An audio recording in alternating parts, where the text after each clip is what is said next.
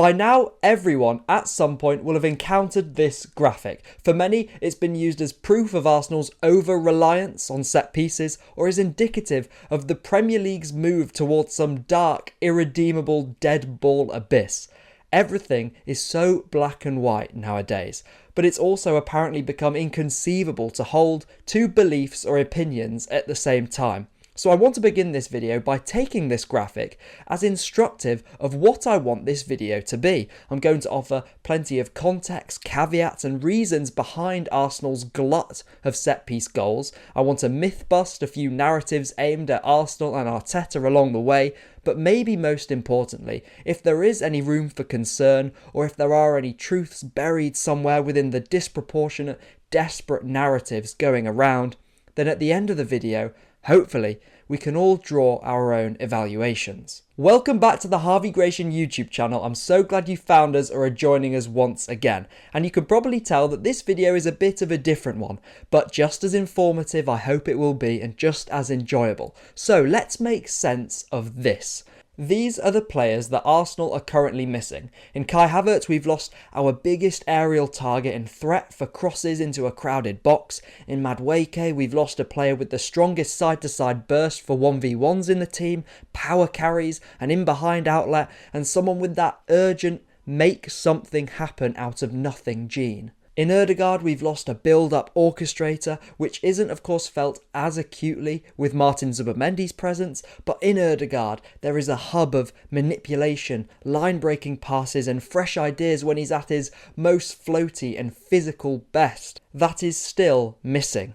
And then in Ben White, who I sincerely hope we can get fit and impactful again. The most threatening overlap in the team is gone, so too his expansiveness of pass and that guarantee of connections with teammates. Jesus has been out for a while and Saka and Nkapie's fitness have been building processes. I don't want to dwell on availability though, mainly because I'm bored of it, but also because I'm thankful for the other solutions that we have in a squad full of quality depth. The only genuine solution it feels as though Arteta hasn't turned to as of yet, that is if Port Vale in the Cup doesn't count, is having Nwaneri play in the right centre mid role Eze has been moved to in recent times and have Eze pushed inside from the left. And the dynamics of what that would be and what that would look like are on screen now, but essentially it would mean more pocket presence in the final third, and it may be something we can look to trial in a few upcoming games. But back to this graphic and the stats it shows, because it feels backwards, at least to me, and I'd like to hear what you guys think of course, that it's the proportion of set-piece goals that is grabbing the headlines for Arsenal. In theory, you could be like us, incredible from dead ball situations, but you could also still be scoring a bucket load of goals elsewhere, but this proportion could still be used against you, and it goes without saying that a goal from a set play is still one whole goal, just like from anywhere else on the pitch. And it also goes without saying that the more touches you have in the opposition's final third and the opposition's box, the more you have defences pack the middle and tough it out deep against you, corners and dead ball scenarios become inextricably linked with this kind of dominance. You're going to generate more of them. Remember Arteta's recent comments. He said he doesn't see open play and set plays as two distinctly different things, but more interlinked. This is exactly what he was getting at. And when you combine this with Arsenal producing such numbers from a fixture run swarmed by bogey teams and drop points in last season's corresponding matches, and just, simply put, a very difficult and demanding start to the campaign, the debate now doesn't look so one-sided, does it? And yet, scoring just 5 goals from open play is most definitely not enough for a title-winning side. Again, there are problems looking at such a small sample when you're choosing to exclude goals that blur the lines. For example, Zubimendi's blast against Forest and Eze's scissor kick last weekend, because these come from the second phases of set plays and are the very magic moments that Arsenal have been demanding for so long. When the margins are so fine, how do you tip them in your favour? Undeniable quality like this is one way of doing that, and set plays are another. It's interesting that with open play XG, expected goals, being ranked 8th in the league, if there was a greater finishing over performance at Arsenal, these debates would probably find themselves even more unstuck. I'm happy with accepting that with the context of our games and the type of opponent we play week on week, I don't think we're ever going to see, with the league in its current form, Arsenal topping these kind of expected goals rankings.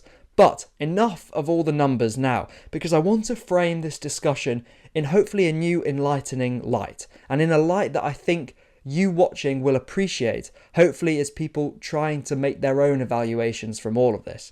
Because I could offer more qualifications. For example, this is open play expected goal difference when teams are tied and losing, in effect when the scales are more even. But I also want to say, in my humble opinion, Arsenal have clearly been the best performing side in the league this season over the opening 9 games.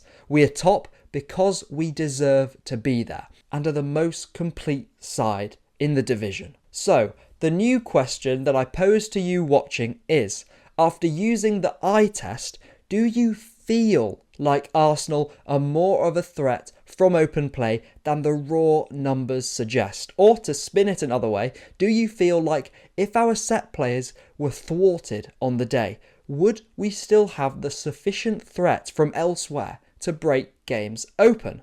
What your answer is here, and I'm not saying there's a right or a wrong answer, I'm not telling you what to think, but what your answer is here probably indicates which side of the debate you err towards. And as my analysis has focused on this season, I would say yes, or more specifically that Arsenal and Arteta have improved their open play threat from last season, and as sample size increases in a league defined by how tough it is going to be for one side to break down another when things are low, physical and bitty, I think Arsenal have more solutions and more quality to unlock just that. Why do I believe that though? Well, our new ideas and intentions, in spite of any execution problems. Look at the clusters we've gone to against passive blocks. Also how we look to manipulate Crystal Palace, for example, in their block, trying to bait Guéhi onto Eze, opening up spaces to arrive into or ones to hit Gyokeres into.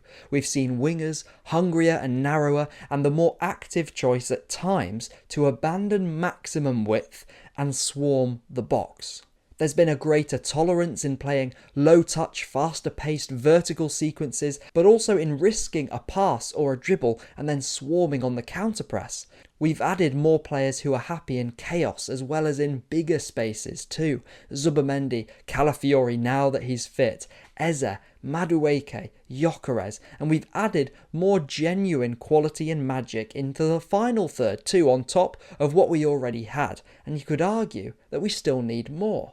There's been a real uptick in urgency in everything we are doing on the pitch as well, especially when we're chasing games. I find it funny that I go straight to the Newcastle away performance as a kind of marker of this, in which we relied on one short corner and one Ødegaard whip from a corner to win up at St James's Park. But it was a level of complete performance that for me sustains so much hope in what we can create, whether that's off-ball movement, drives into space, dribbles that force collapses, new ideas in tight central spaces. We were more than deserving of the win. Does this mean that the whole set-piece debate with regards to Arsenal is redundant? Of course not. I want us to go more than anyone and to show now that we can bump these numbers further up. But to act like set pieces, like some people have been acting, are some kind of dark art that have just been exploited now by Arsenal?